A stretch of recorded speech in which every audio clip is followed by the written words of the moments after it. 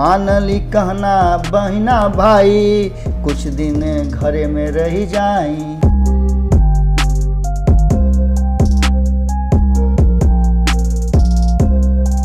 बोला तनी हेरा से अभिनंदन मारू वालों के अपना कार्यक्रम जना के नाम है खूटा ठोक के।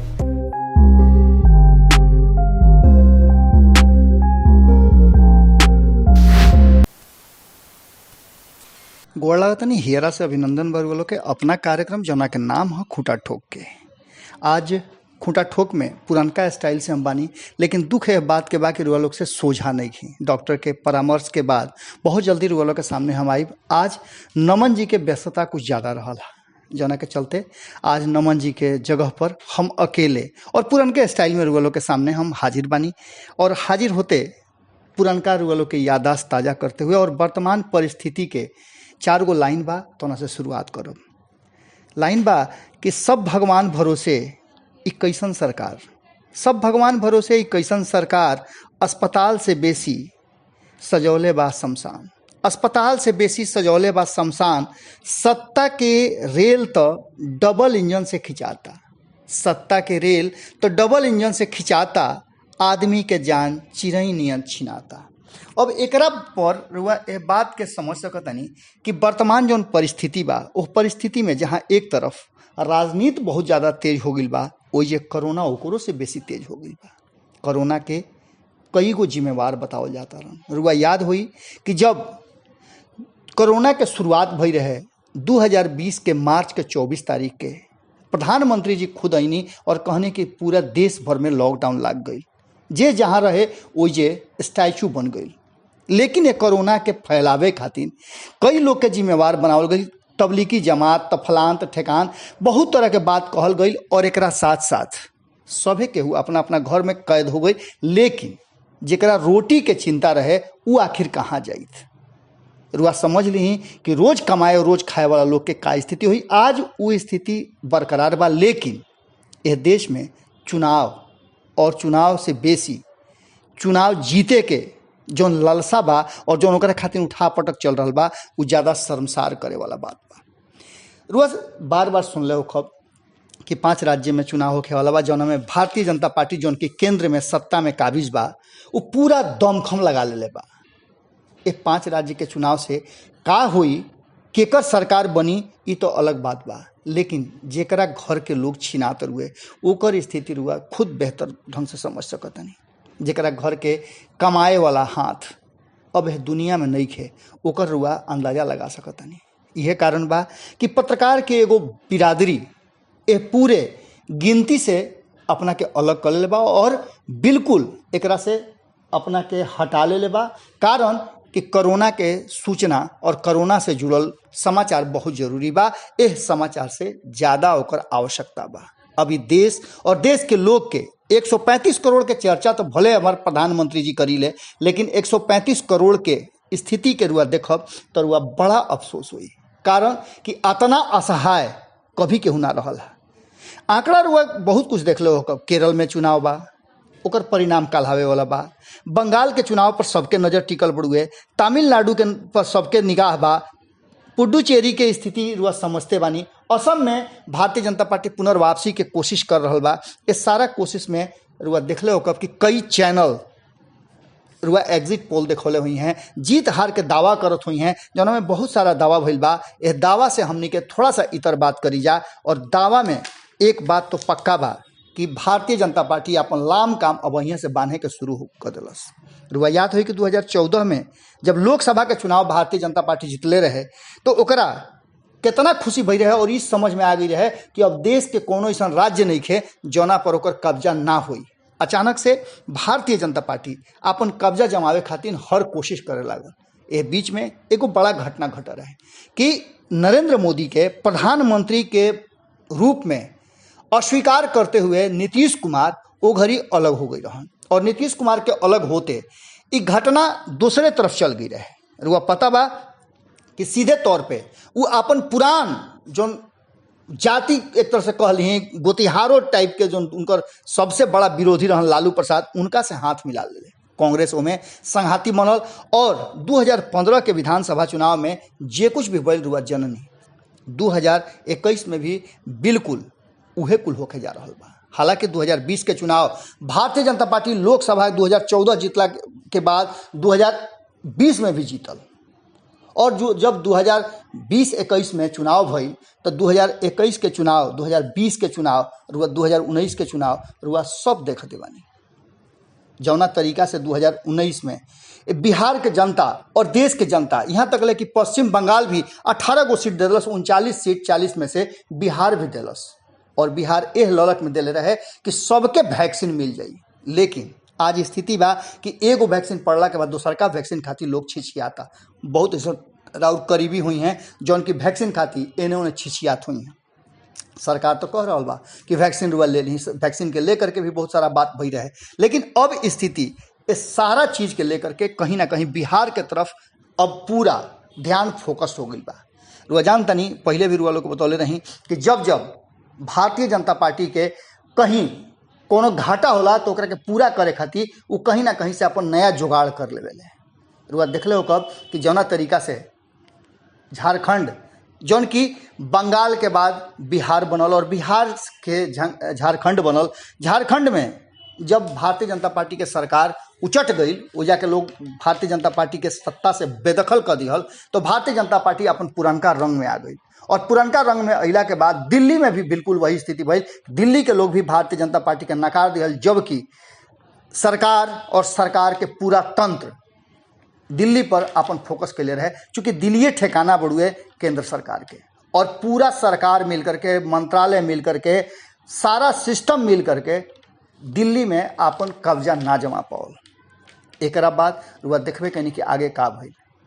2019 में चुनाव जीतला के बाद 2020 में चुनाव के बेहतर परिणाम बिहार में अइला के बाद कहीं ना कहीं भारतीय जनता पार्टी के बात के पूरा अंदाजा बा कि वो बंगाल में जैसन कि दावा हो रहा बा 200 सीट लेके आई। लेकिन भले ही एग्जिट पोल हुआ देखले हो कब कि एग्जिट पोल में भारतीय जनता पार्टी के सत्ता के करीब 294 सीट वाला में बहुमत तक आवे के आंकड़ा कई गो चैनल बताओ तारन, कई गो सूत्र बताओ तारन, लेकिन ममता बनर्जी के वापिस होना लगभग तय मानल जा रहा बा। अभी चुनाव परिणाम में थोड़ा सा 24 घंटा के इंतजार करी, 24 घंटा के बाद परिणाम आ जाई, और परिणाम के लेकर के रुआ से पहले ही बता देनी कि कई गो चैनल बहिष्कार कैले बड़न कि हम ये खबर ना दिखाई।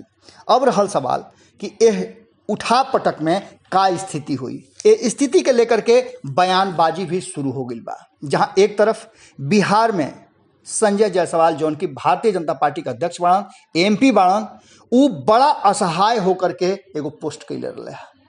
सोशल मीडिया पर उनकर जौन बात और बयान आ रहा ओकरा के लेकर के भी कहीं ना कहीं अब इस सवाल खड़ा होता कि लाम काम बांधे में भारतीय जनता पार्टी अपना के जरा भी पीछे हटावे के तैयार नहीं थे।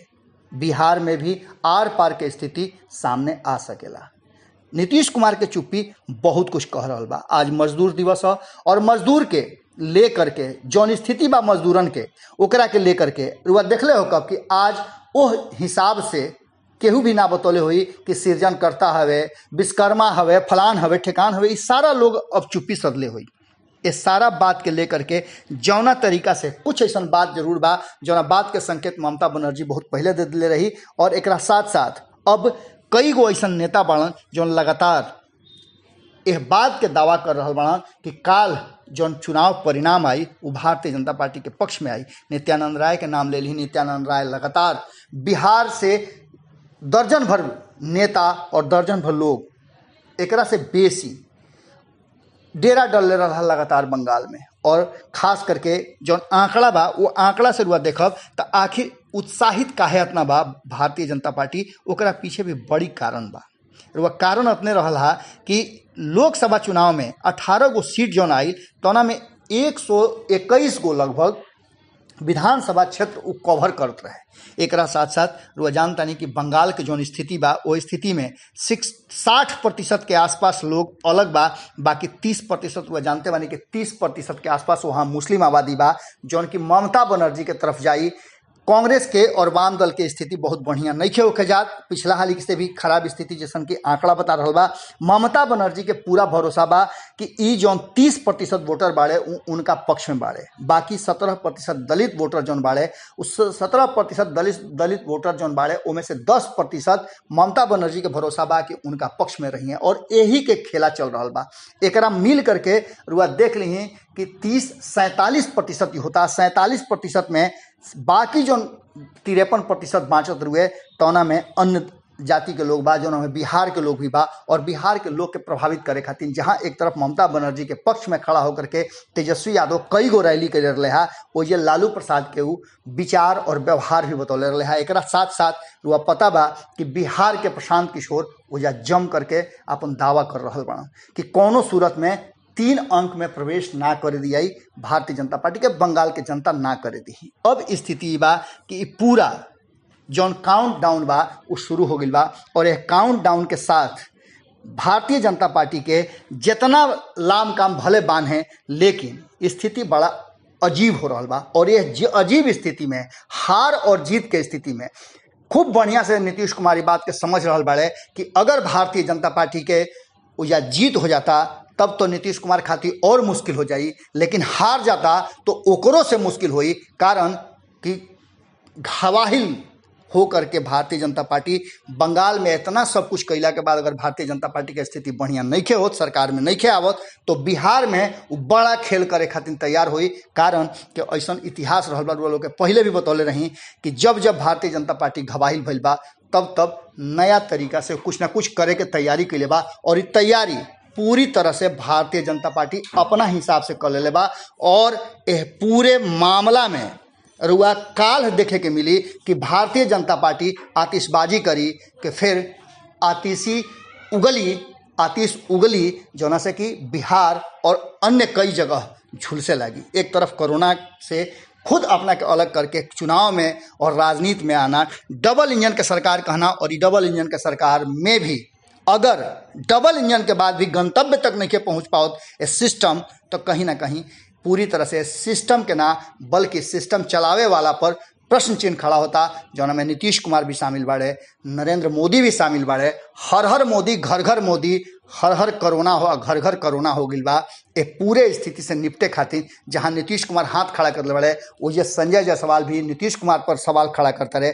और खुद स्वास्थ्य मंत्री बिहार के मंगल पांडे से मिल करके और अपना क्षेत्र के, अपना लोकसभा क्षेत्र के लोग के बचावे खातिर प्रयासरत बढ़न, जबकि उनकर भरोसा कहीं ना कहीं नीतीश कुमार से उठ गई बा। ऐसा लगातार फहरिस्त लंबा हो रहा बा और भारतीय जनता पार्टी का ऐसा दर्जन भर से ज़्यादा नेता बाड़े जो नीतीश कुमार से अपन भरोसा उठा चुकल बाड़े। कहीं ना कहीं ये बात के संकेत देता कि आवे वाला जौन काल के दिन बा वो बड़ा कठिन होखे वाला बा भारतीय जनता पार्टी खातिर, बिहार खातिर, कोरोना खातिर तो बढ़ले बा। राजनीतिक रूप से भी बड़ा उथल पुथल के संकेत मिल रहा बा, जना के देखे वाला और समझे वाला स्थिति हुई। का बिहार के लोग के सिर्फ हवाई बात से भरोसा करे के पड़ी?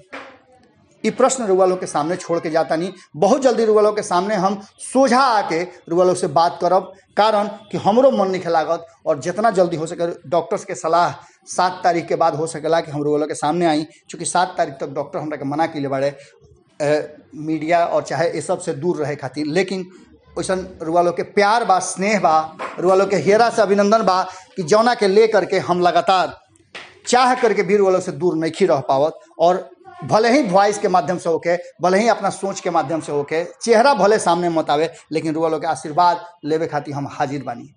रुआ का सोचतानी जरूर बताई सब है। और भारत लाइव के जैसे प्यार और आशीर्वाद देतानी वैसे ही देत रही सब है। गोड़ लागतानी।